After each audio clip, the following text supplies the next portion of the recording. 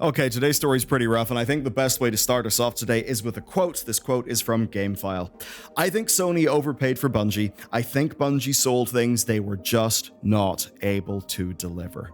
Yeah, that's pretty rough, and when you take a look at what's happened now, things actually do fall into place. In June, Bungie released the Final Shape, and the Final Shape is the 5th highest rated release of this year. But now, less than 2 months later, 220 staff at Bungie, including staff who directly contributed to that success at a senior level, are being laid off.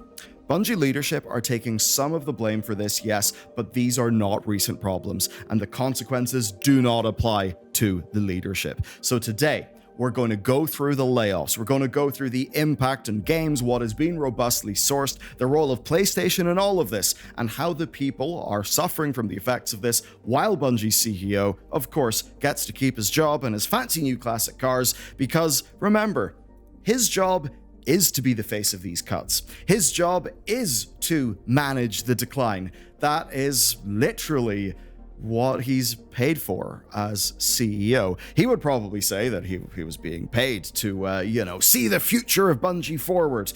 And in 2019, when they're talking about ambitious plans of multi-years and many games, that's all well and good.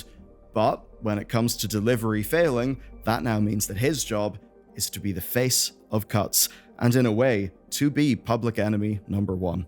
And so with how the industry goes, as long as he continues to do that specific job, he'll probably stay there. And maybe, sure, he'll be shuffled away shortly in the future, but often when people are shuffled away, it is with the protection, the robust protection of a golden parachute. Now, we, of course, do not need a golden parachute. What would be cool, though, is just a normal parachute, so that if the plane explodes, we somehow get to sail to safety.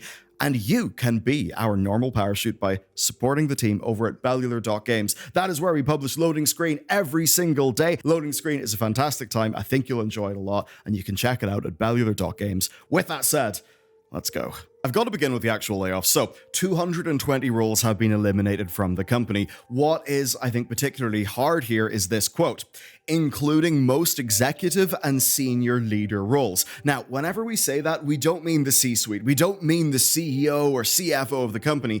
This is usually meaning like key decision makers within the actual game teams and support systems of the studio, team leads, that kind of thing. And of course, as we've seen with, say, the likes of BioWare, often when cuts happen, they end up falling on some of the most experienced people at the company because those are the people who end up costing the most. Now, this is all happening on top of the 100 original layoffs that happened in 2023. It does mean that within the space of 12 months, not including voluntary departures, and it does seem we have a few notable ones there, they have lost around 25% of their workforce. And that brings the total layoffs in 2024 to approximately 11,400 for the games industry, though very much I would expect that number to be higher because a lot of indies and a lot of AA's, they just don't really get counted. Anyway, we learned about all of this in a post called A New Path for Bungie. Little bit of an underwhelming title there, chaps. Now, how this happened is fairly simple. Management repeatedly got things wrong for a very, very, very long time.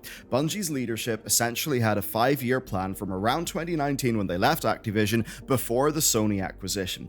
And in that amount of time, they wanted to ship 3 franchise games at once, with 2 games already in development in the form of Destiny and Marathon. So they wanted Destiny, they wanted Marathon, and they wanted something else, as evidenced by the multiple incubation teams that they formed. And so what happened is they weren't able to scale up as fast as they wanted to, and this caused problems around the company, and then everything else went wrong around them. To just go to a quote here. Additionally, in 2023, our rapid expansion ran headlong into a broad economic slowdown, a sharp downturn in the games industry, our quality miss with Destiny 2 Lightfall, and the need to give both the Final Shape and Marathon the time needed to ensure both deliver at the quality that players expect. We were overly ambitious, our financial safety margins were subsequently exceeded, and we began running in the red. Now, that is what led to, of course, the 100 layoffs earlier and the major cost cutting that had went on. The thing, though, is people work at that company. People are not always going to be happy, and that means they talk to the press. In this case, Stephen Totilo. So, Stephen Totilo has got sources at Bungie, and those sources talk to him about when these layoffs were actually decided on. And I think some of these quotes are extremely choice. Here's one. Having been losing money since the release of February 2023's Destiny 2 expansion, Lightfall. So yes, we all know that Lightfall was a little bit of a mistake. Now, its sales were actually quite strong, but the problem was the ongoing revenue. We even know from their own reporting that their revenue is 45% lower than what they had forecasted, which obviously means there was going to be problems. Problems that the final shape couldn't have solved. Per Totilo's sources, the company leadership knew that the initial cuts, the initial 100 cuts, that those were not enough, and they planned more cuts regardless of whether the final shape sold well or not. To go to a quote, those cuts couldn't be avoided even if Destiny 2's 2024 expansion, the final shape, had blockbuster performance,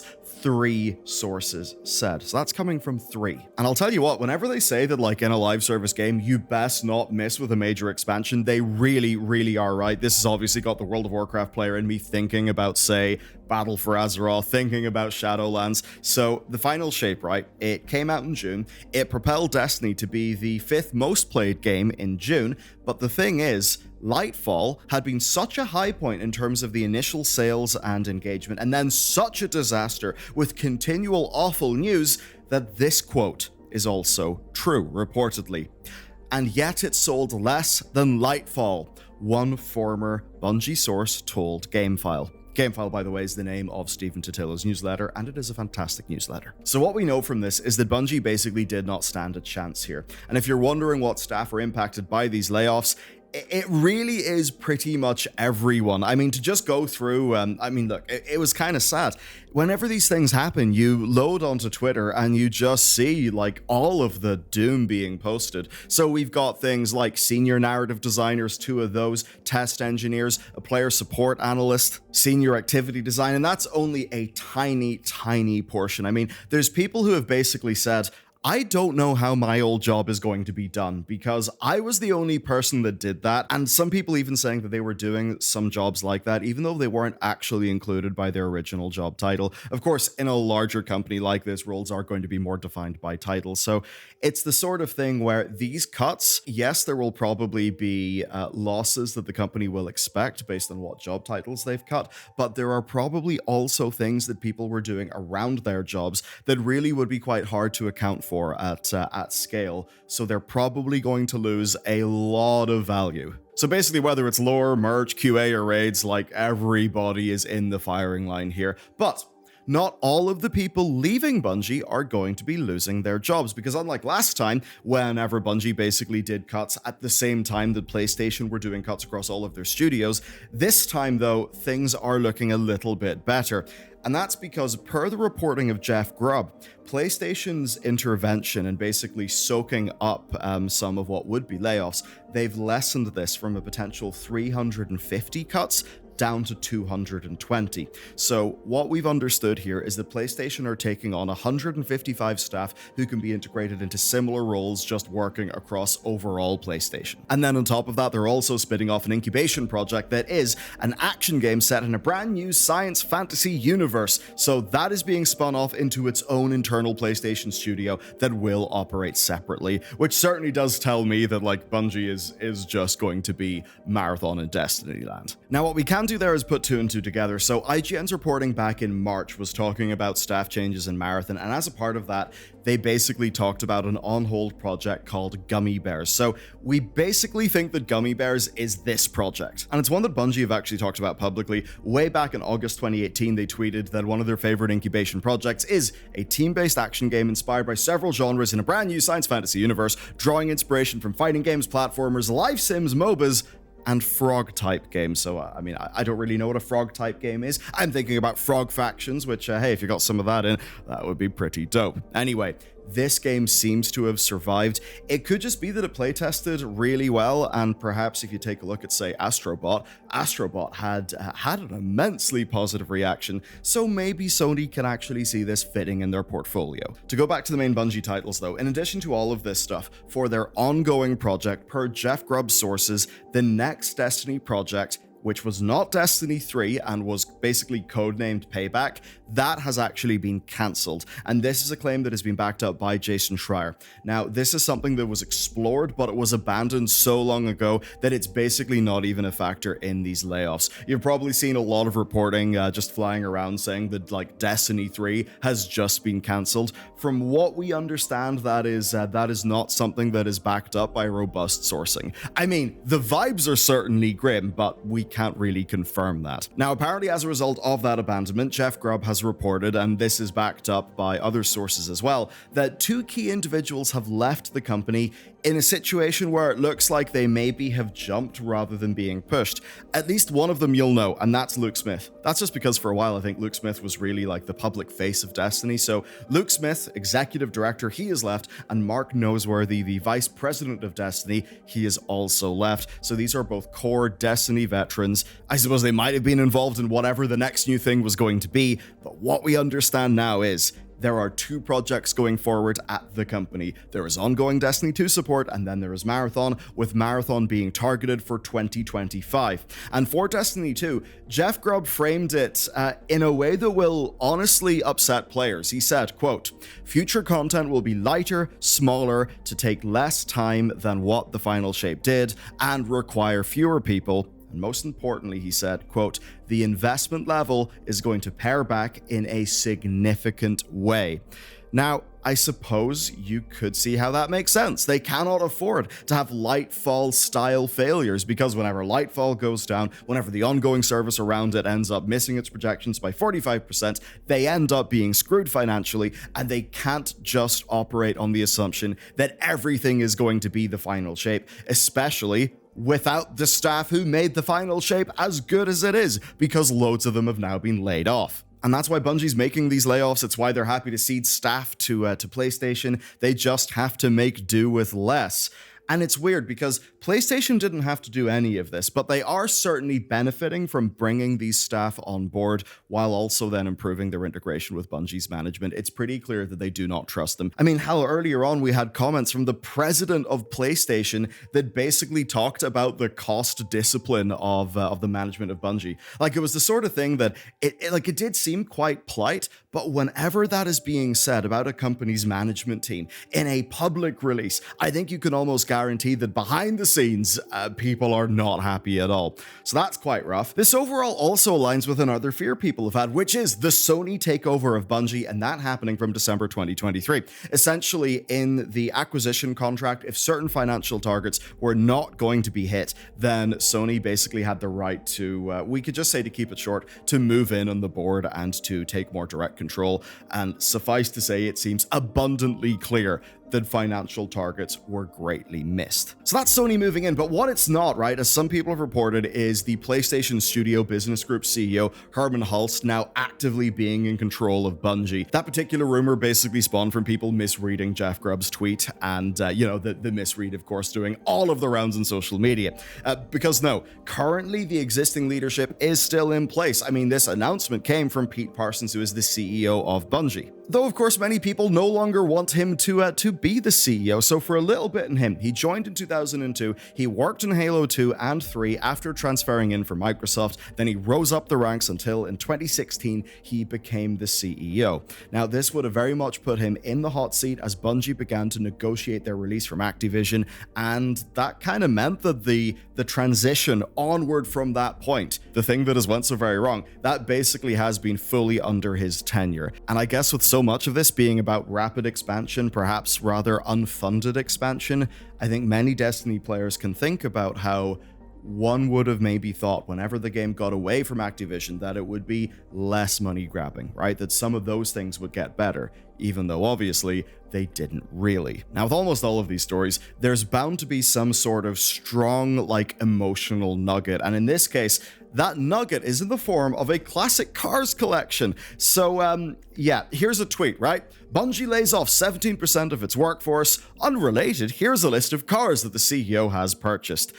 Suffice to say then, Pete Parsons, he's got quite a lot of money, and he does certainly have a taste for classic cars. And hey, I think we can all appreciate a classic car. The thing, though, here is just the look. Like, people can spend money in whatever the hell they want as long as it's not hurting anybody else, and that means that it's usually not the sort of thing to talk about journalistically. I mean, a CEO of a very large company with a lot of responsibilities ends up getting paid quite a bit, especially when there's an acquisition deal. That is not a particularly shocking or surprising thing.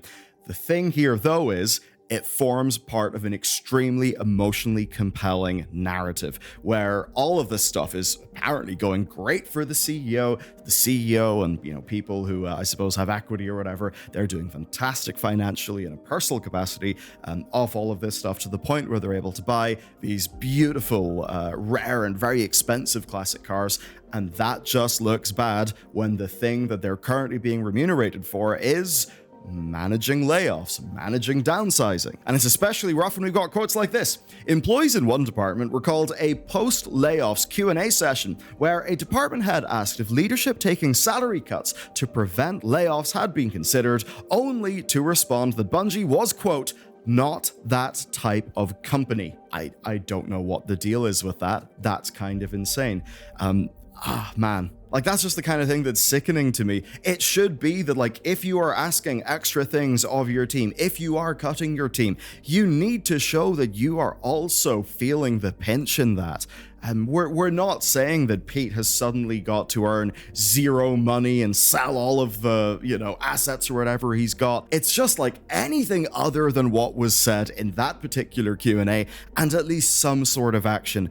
People are not thinking that maybe, Pete says no salary and suddenly 300 jobs are saved. But you know what? Maybe if some of those people were to take a pay cut, maybe 20 jobs could be saved. Maybe 30 could be saved. And at least you could say that they tried and that they sacrificed what they personally could to make things a bit better. But the fact is, they didn't, and that quote is going to loom over this story for years. Now, on the cars, it's a little unfortunate because, per multiple sources of ex-Bungie staff, Parsons did make a bit of a point of showing the cars to people, people who could never afford them, and in some cases were about to be laid off, where he would have known that they were about to be laid off. Now, that basically just, to me, speaks of a lack of connection, right? And protecting people is a part of your duty of care. I think that lack of connection essentially means that for somebody like Parsons, I think his monkey sphere of people is definitely pretty high net worth, highly remunerated, and fairly disconnected from the QA people, such that he can walk past people who are going to be laid off, do something that's a really bad look, and probably not even know that those individuals are going to be laid off, because realistically, how does he deal with this stuff in his capacity as a CEO? Well, he attends meetings with other people who are chief something officers. Now, this is very much where people would start talking about Satoru Iwata, right? Who, of course, is the late president of Nintendo.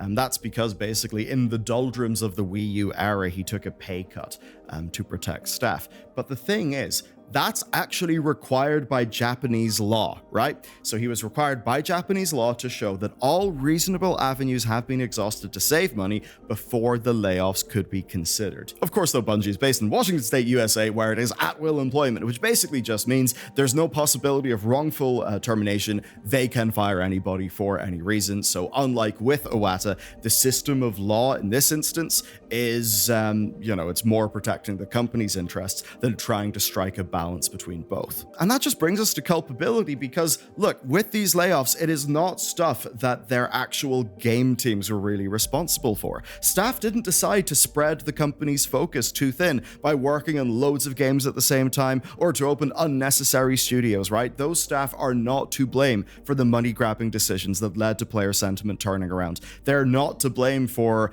Lightfall being rushed out when it was obviously not ready. Those are choices that didn't pay off. They were made by management, and so far, it does not seem that management really is facing any form of penalty. That is not good, so they have not suffered the consequence of their choices. No, instead what's happened is, the people who worked extremely hard to make the final shape be one of the highest rated game products of this year and a massive turnaround from Lightfall, what's actually happened is the axe has fallen on them.